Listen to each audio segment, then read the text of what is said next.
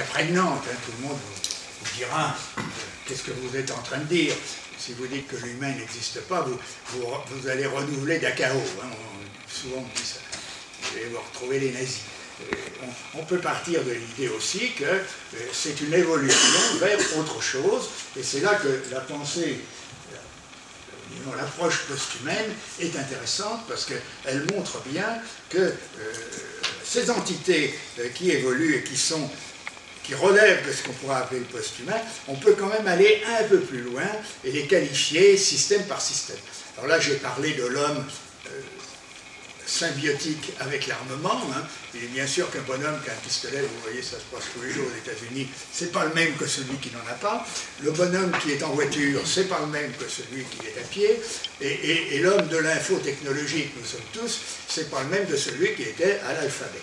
Donc on part de l'idée qu'il existe de tels systèmes, mais existe au sens de l'hypothèse probabilistes, hein, et qu'on peut les étudier scientifiquement comme on étudie les atomes. Hein. Les physiciens quantiques, ils ne disent pas que les atomes existent.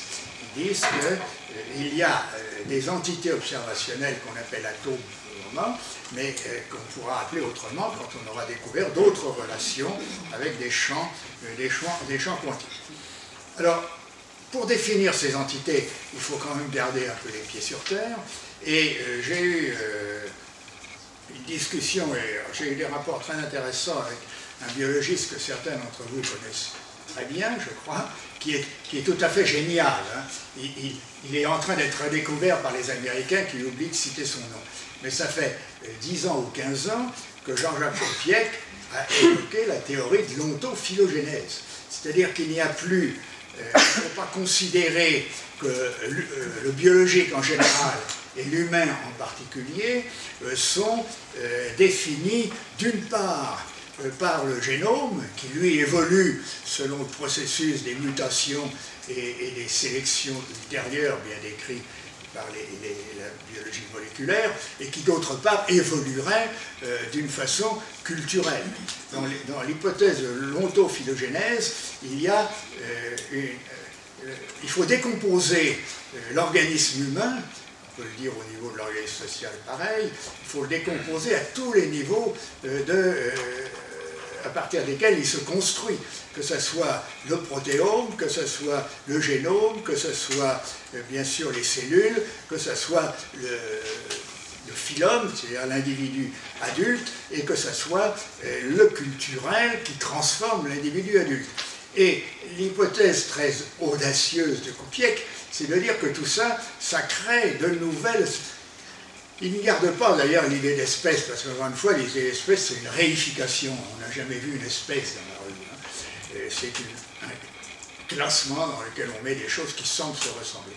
Eh bien, on part de l'idée, qui rejoint d'ailleurs un petit peu le lamarckisme, c'est que les espèces vivantes, et notamment les anthropos, ils évoluent avec toute leur expérience et ça peut se répercuter au niveau de la descendance, donc au niveau du génome. On n'a pas vu encore, moi j'ai pas eu, je suis trop vieux pour avoir des enfants, mais si j'avais des enfants maintenant, je ne suis pas sûr qu'en naissant, ils utiliseraient l'iPhone avec la dextérité que j'ai, je ne suis pas sûr, mais je ne suis pas sûr non plus qu'ils ne le feraient pas. Dans l'hypothèse de l'ontophylogénèse, il se transmet toute une série de déterminismes ou d'héritages qui ne sont pas nécessairement représentables au niveau du génome proprement dit, mais qu'on peut retrouver au niveau de l'hérédité, au niveau de la descendance. Alors ça, c'est l'aspect de la biologie. Je reviens au post-humain. Moi, je pense qu'on pourrait, mes collègues post-humanistes pourraient dire, hein, que les post-humains sont de véritables post-humains au sens d'une nouvelle humanité. Parce que l'humanité n'est pas définie. Donc ça sera à nous de dire ils sont humains ou ils ne sont pas humains, mais il ne faut pas partir de l'idée qu'on va retrouver dans le post-humain l'humain d'aujourd'hui ou qu'on va retrouver l'humain du Moyen-Âge. On est dans un processus, une transformation silencieuse, pour prendre le terme de mon sinologue, qui est en train de se faire. Alors, vous m'avez demandé de parler des neurosciences. Il est intéressant, avant d'aborder l'aspect des neurosciences, de voir précisément en quoi les neurosciences justifient, permettent de préciser cette hypothèse des systèmes anthropotechniques. Eh bien, les neurosciences récentes, elles montrent que les bases neurales, qui sont celles, redémarrer maintenant, il est très intrusif ce truc.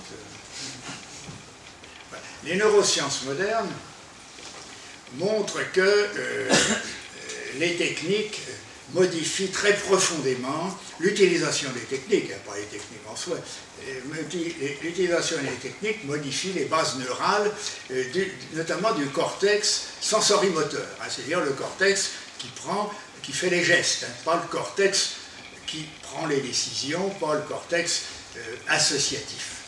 Et on voit par exemple que, et ça on le montre très clairement avec l'imagerie fonctionnelle, que quelqu'un qui utilise souvent tel ou tel instrument, il a une espèce de formatage, ça ne se voit pas globalement, mais ça pourrait se voir de plus en plus au niveau du détail de l'organisation neuronale, il a une espèce d'organisation spécifique de certaines zones. Ce n'est pas exclu que ça revienne d'ailleurs au niveau des aires cognitives, des aires associatives.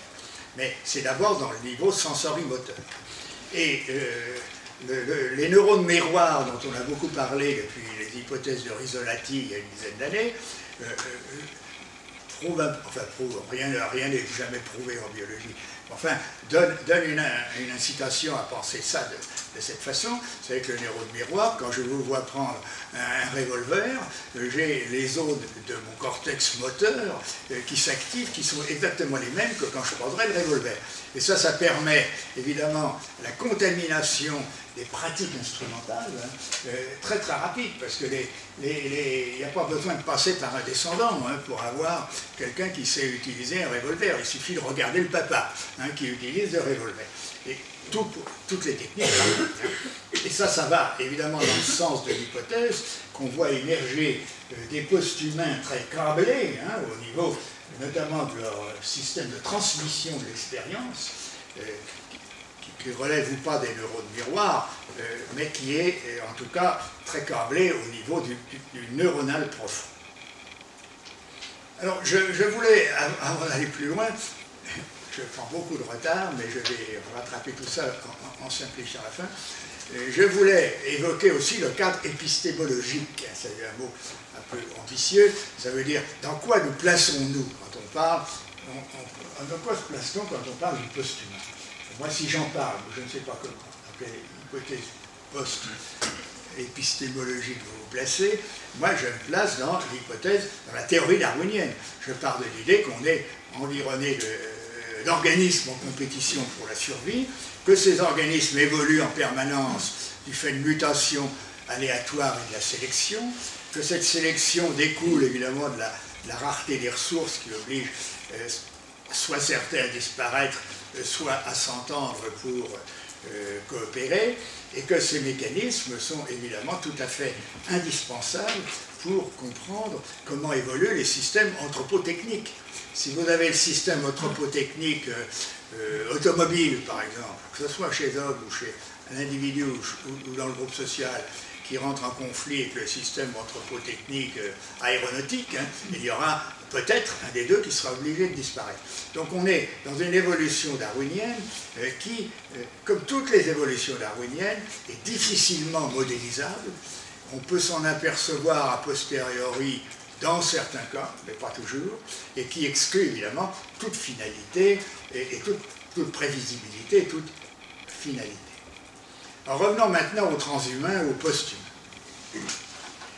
Il est évident que cette hypothèse des systèmes anthropotechniques devrait beaucoup vous séduire, parce qu'on est en plein, là, dans la fabrication. Je dis auto-fabrication, c'est jamais une auto qui se passe spontanément, mais c'est quand même une auto-fabrication de nouveaux types d'humains par l'intermédiaire de toute une série de technologies. Alors là, je rappelle ce que tout le monde sait ici, je pense, hein. Ça a été dit d'ailleurs par mes prédécesseurs, que je salue. Je rappelle que l'intelligence artificielle et la robotique font des progrès considérables. Hein. Les corps augmentés, inutiles, on a parlé de Warwick, mais il y en a bien d'autres. Hein. Les cerveaux augmentés, les prothèses et les robots cognitifs, c'est tous les jours que ça se modifie. Je vais vous expliquer pourquoi on n'en parle pas. Enfin, je vais vous dire mon hypothèse, vous présenter mon hypothèse sur le fait qu'on n'en parle pas beaucoup. Mais moi qui suis ça, je dirais presque à titre professionnel, l'évolution de la robotique autonome, je sais très bien qu'on va avoir, moi je suis persuadé que sauf catastrophe, hein, la Terre peut basculer sur son orbite, toute une série de guerres peuvent éclater, mais je suis persuadé que dans 10 ans, ou dans 15 ans, ça je rejoins un peu Rickers Veil, vous aurez à la place de moi qui suis un être fragile et dont les idées s'organisent péniblement, vous aurez un individu d'abord jeune et sympathique, ce qui est toujours agréable, parce que l'interaction se fait plus facilement, vous lui poserez des questions, et comme il sera connecté avec toutes les connaissances, toutes les bases de données cognitives du web, il vous répondra d'une façon tout à fait pertinente, et là vous apprendrez réellement, ce que vous ne faites pas, évidemment, avec un malheureux comme moi. Mais j'ai quand même quelques augmentations, et il est évident que si vous aviez, je reprends ces malheureux paysans, chasseurs-cueilleurs, vous lui poseriez des questions, là vous n'avanceriez pas du tout dans le sens de la perception de l'évolution du post-humain. Alors, les neurosciences, c'est la question exacte que vous m'avez proposée. Je ne suis pas spécialiste des neurosciences, là encore, mais je sais que l'imagerie fonctionnelle permet maintenant de plus en plus d'observer sous différentes techniques. Il y a les services d'observation profonde, superficielle, il y a les ondes alpha, il y a toute une série de méthodes qui permettent d'individualiser, non pas encore les neurones eux-mêmes, hein, mais on y vient, mais en tout cas des aires de plus en plus fines. Hein. Quand vous me parlez dans certains... On ne fait pas beaucoup d'imagerie fonctionnelle, parce que ça coûte cher. Hein. Et puis on réserve ça sûrement aux accidentés du cerveau. Mais quand si vous posez à quelqu'un la question micro-ordinateur ou ordinateur portable, vous verrez dans son cerveau une zone bien particulière qui ne sera pas la même que celle que vous verrez s'allumer quand on parlera de l'automobile, hein, parce qu'il y a déjà des spécialisations. Donc, il est en train de se former, on met au point au niveau de la cartographie du cerveau, on met au point des cartographies de plus en plus complexes de toutes les zones, évidemment, efférentes, toutes les zones entrée-sortie, neuromotrices, mais aussi de toutes les zones de la cognition profonde du cerveau relationnel, du cerveau intelligent, et on aura dans quelque temps, c'est les cartes qui sont, comme toujours, la carte c'est pas le territoire, hein, mais ça donne quand même des représentations statistiques de plus en plus précises de ce qui se passe dans le cerveau. Je vous rappelle que le cerveau, c'est 100 milliards de neurones, hein, c'est 100 milliards de neurones. Chaque neurone entretient à peu près 15 000 relations synaptiques avec son voisin. Donc si vous faites le total de tout ça, il y a quelqu'un qui a calculé, je ne garantis pas la réponse, que le nombre de connexions que le cerveau humain peut potentiellement entretenir à tout moment est égal à le nombre d'étoiles contenues dans un très grand nombre de galaxies. Vous voyez, on est dans le domaine de l'incommensurable. Donc, c'est quelque chose qu'il faut commencer à étudier très sérieusement. Alors, l'imagerie fonctionnelle en donne des idées très générales, mais on essaye d'aller plus loin. Et maintenant, on essaye d'observer au niveau du neurone et au niveau de la synapse. Ce n'est pas du transhumain, là, pour le moment, mais il est bien évident que vos collègues vont sauter là-dessus et tout de suite dire, ben voilà, on voit le post-humain ou le transhumain en train de se dessiner. Alors vous avez un projet qui est actuellement américain, mais qui sera de plus en plus mondial, c'est le Human Genome Project, où on enregistre tout ce que l'on peut avoir répertorié comme connexion de neurone à neurone. Ça fait quelque chose d'absolument, une cartographie épouvantable, hein, mais qui est néanmoins utilisable par les spécialistes. On veut aller plus loin. On se dit, comme je vous disais, il n'y a pas que le neurone, il y a la synapse.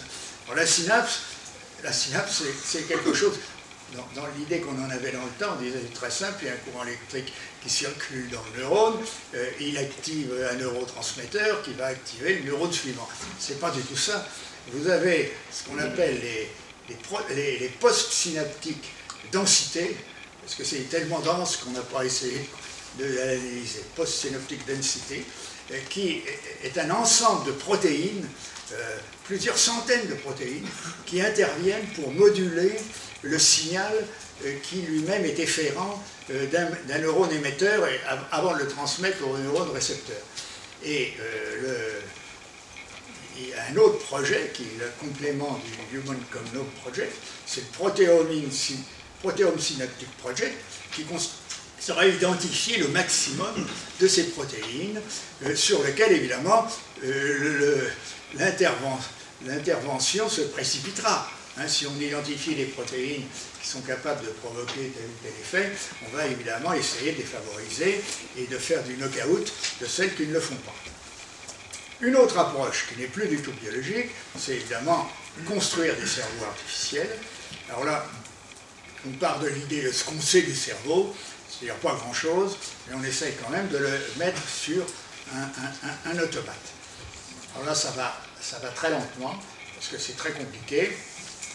Il y a un projet qui s'appelle Blue Golem, qui est mené avec l'Université de Lausanne et IBM, qui développe depuis déjà maintenant, je crois, une dizaine d'années, ce qu'est seulement une mini-colonne corticale. Une mini-colonne corticale, c'est un prélèvement du cortex d'1 millimètre de surface, et qui s'enfonce de à peu près 1 centimètre dans le cortex.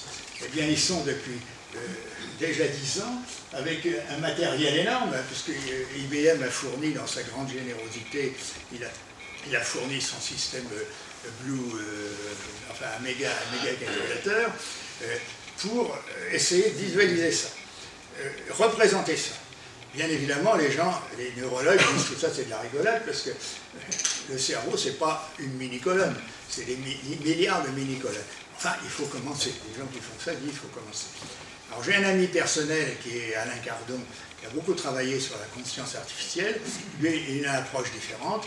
Il part de l'idée qu'il faut se donner des systèmes, toujours en conscience artificielle, intelligence artificielle, qui sont capables de simuler le cerveau cognitif. C'est-à-dire le cerveau qui observe son propre fonctionnement et qui évolue d'une façon que personne ne peut contrôler, parce que c'est un cerveau que personne ne dirige, hein. C'est une entité évolutionnaire. Je vais revenir sur ces systèmes de conscience artificielle.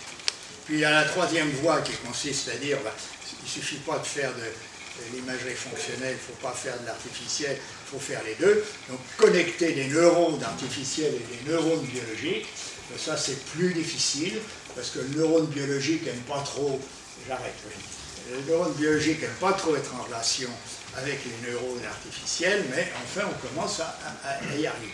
Donc vous voyez qu'avec les neurosciences, vous allez avoir véritablement, pour terminer quand même sur les sur les neurosciences, tout à l'heure on a évoqué les neuromédiateurs, c'est-à-dire toutes les drogues, il faut quand même voir ce que ça donne, les conditionnements sociaux qui sont eux-mêmes souvent des drogues, et puis les mêmes, on en parlait tout à l'heure, qui formatent. Hein, quand j'ai une idée, moi, quand j'entends parler de Dieu, si je vois rouge, ou au contraire, je prends la croix pour aller convertir les autres, parce que c'est mon cerveau qui est conditionné. Le post-humain, il est soumis à tout ça comme les autres. Donc vous voyez là quelque chose qui est... Qu'est-ce que je fais derrière ? Oui, alors tout ça, ça nous donne une évolution qui est extrêmement rapide et accélérée. Et moi, je crois assez à l'idée, on n'aura peut-être pas une véritable symbiose de toutes les technologies, mais on aura quand même dans les années qui viennent des changements considérables. Alors, certains disent, c'est très bien tout ça. On aura des intelligences, des super-intelligences, c'est parti. Les pessimistes dont je suis disent qu'en réalité, ça ne va pas du tout se passer comme ça. Pour ça, j'avais appelé mon bouquin Catastrophe annoncée. Parce qu'en réalité, dans tous ces systèmes anthropotechniques, c'est le côté le plus vicieux de l'homme qui s'exprime, hein, et qui met les techniques à son cerveau, à son service.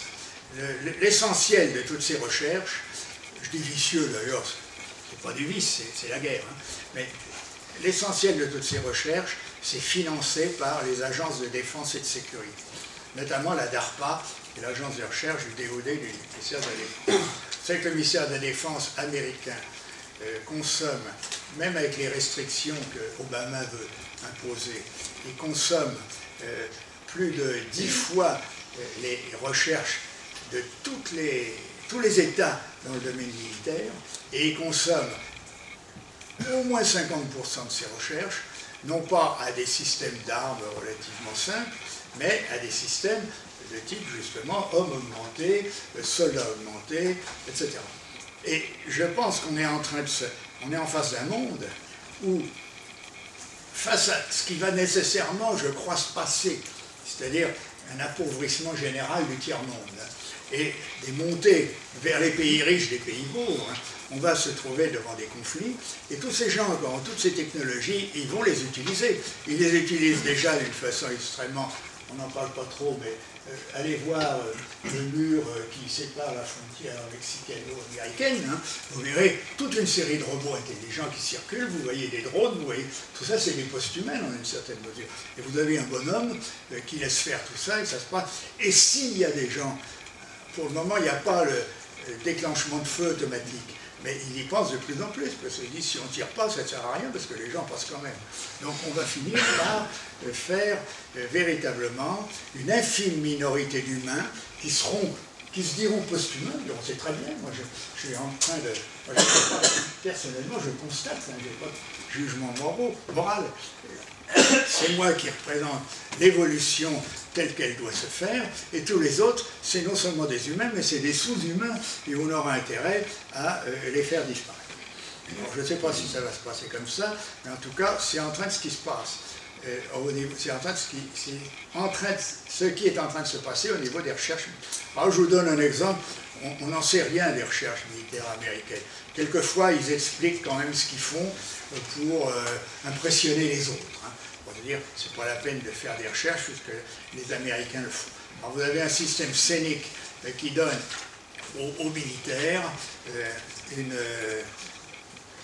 conscience de son environnement sur 360 degrés, portée 1 km, vision stéréoscopique, totalement discriminant, je veux dire qu'on est capable de distinguer entre le berger qui a un bâton et puis le type qui a un AK-47, main libre évidemment, puisqu'il faut qu'il ait une arme intelligente connectée, s'il faut suivre évidemment les balles où elles vont et voir les résultats, et puis bien évidemment tout ça relié dans un réseau de combat, un réseau de combattants, ce qu'ils appellent Net Warrior. Le combattant est un nœud. Alors ça vous donne cette image sympathique que vous avez là. Il n'y a plus d'humain du tout là-dedans, puisqu'il n'y a plus besoin de Dieu. Il est remplacé par des systèmes. Le seul côté un peu humain, c'est la barbe. La barbe, mais on aura aussi des automates qui auront des barbes pour rassurer la population. Donc vous voyez, on est en train, là, à mon avis, c'est là le post-humain d'aujourd'hui. Et ces post-humains-là, ils vont déferler. Ils vont déferler sur le monde. Voilà, j'ai terminé.